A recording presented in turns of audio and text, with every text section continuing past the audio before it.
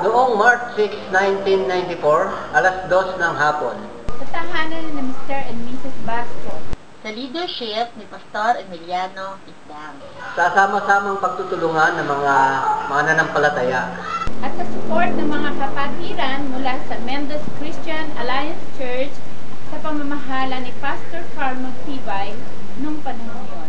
nagsimula ang isang gawain.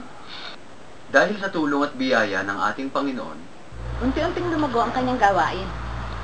Kaya't noong January 6, 1994, napagkasunduan ng mga unang membro na ilipat ang gawaing pananambahan Sa 4 houses, o mas kilalang Elim Children's Home sa pahintulot ng ating butihing ate na si Ate Esther Mahal.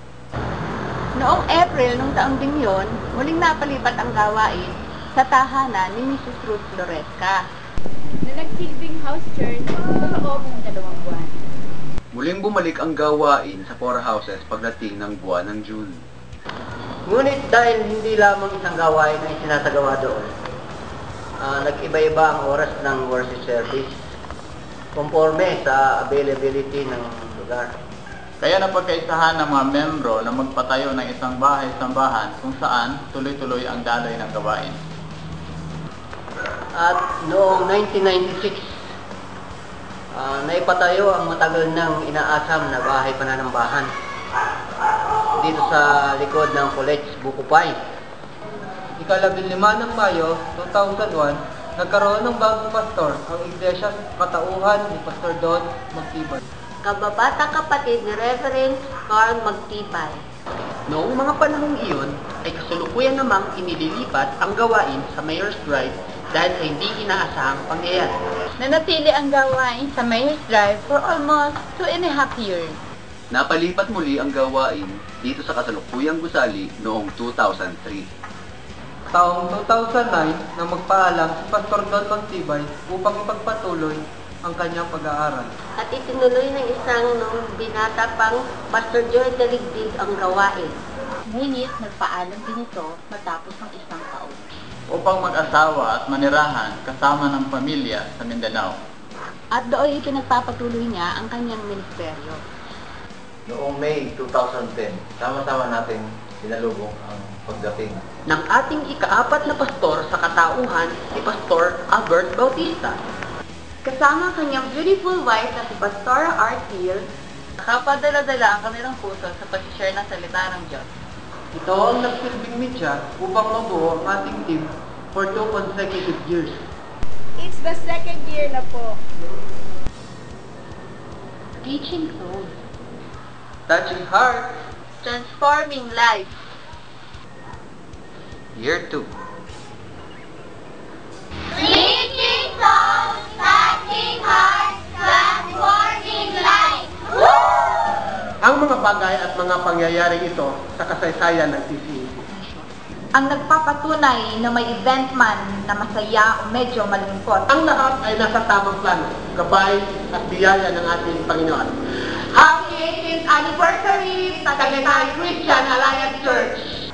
Ito ang iyong debut.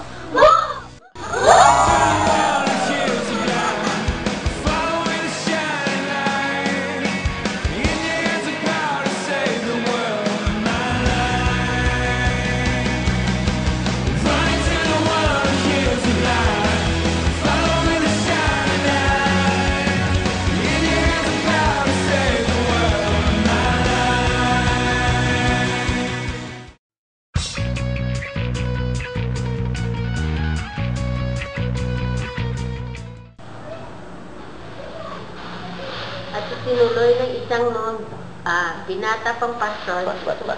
Take 2. Take 2. Diba? Take 2. Take 3 pala. Take 3. At itinuloy ng isang noong binata na si pang pastor Take 3. ay yeah. Inatatawa talaga ako! Kasama kanyang... Sige, sige tayo. Doon ako tayo, wait lang.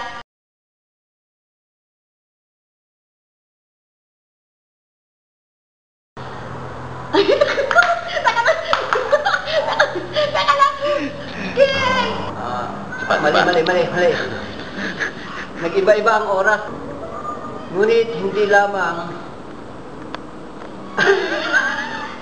ngunit dahil hindi lamang pala Louie, Riching nga, hindi ibibigay mo. Wait lang. Si Louie Sige. kasi. Louie! Ganyan lang, yan. Okay. Kita ba pa? Hindi. Siyempre mamaya ilalapit mo, kunwari naaabot ko na. Hindi, huwag ka na lumayo. Okay lang, Le. Konti pang lapit. Lapit ka pa konti, Leslie. Yan. Yan. Okay na yan, ha? Huwag kang gagalaw dyan. Ano tagang lapit? Sige, Paano one. mag-reach? Reaching soul. Lahat ko ito? Magiging mo na mga ito. Reaching soul. Nakarap ako! Sabali.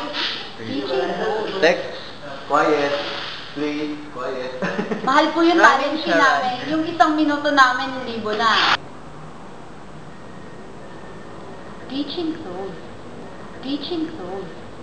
Teaching soul. Mas malakas pa, tsaka mas Oh my gosh, yun ang sabihin niya. mas excited. Oh, yun lang ang sasabihin ko. Halika na. Ate, First pa lang. Paano ba? It's ulitin. the second year. Oh, yan. Basta ikaw. Ay, arte. Ganon. May landi ng konti. Sige, 1. It's the second year na po. One more.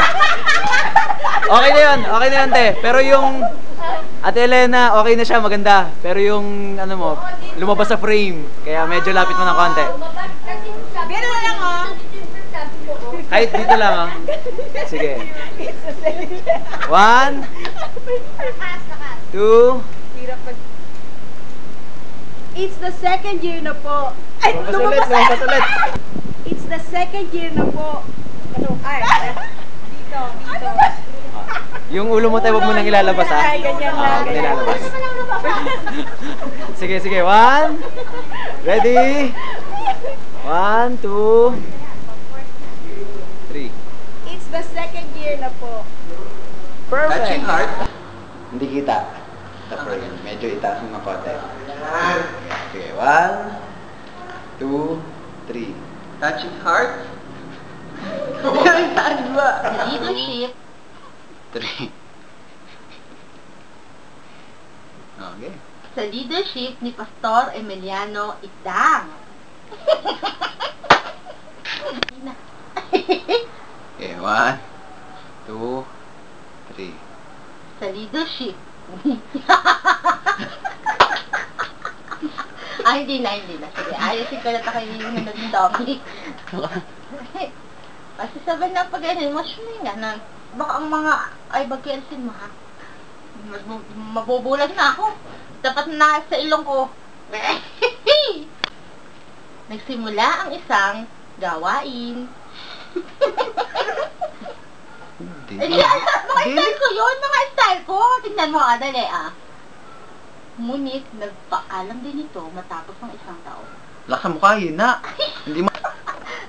Nadodoni. Ito mga flashlight. At last na naman, last na. Pag nag-iinip mo na pa. Dali Noong April ng taong ding yon, muling napalipat ang gawain sa tahanan ni Mrs. Ruth Floresca. Sorry, gapos mo nga to. May halamanan. Okay na sana. Ang mga bagay at mga pangyayari. Ano, yan pa. Sige, basta. 1. Alam ko natin. Ang lahat ay nasa tamang plano, gabay at biyaya ng ating Panginoon. Happy 18th anniversary! Ang lahat ay nasa tamang plano, gabay at biyaya ng ating Panginoon. Ay, Sige, isa pa. nag-isip ko siya ako dapat pinakalat adya. Wow.